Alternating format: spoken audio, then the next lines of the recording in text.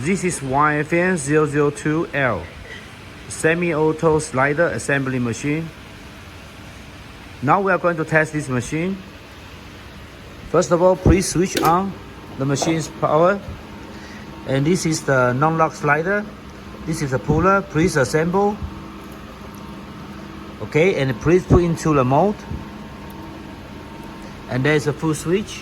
And you can press the full switch and it will make punch. Okay, and you can assemble non-lock slider.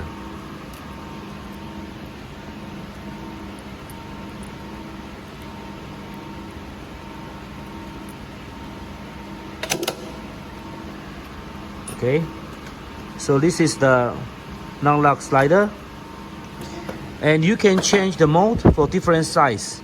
Okay, for this small mold, when you repress, and you can make for different size. We finished the machinery testing.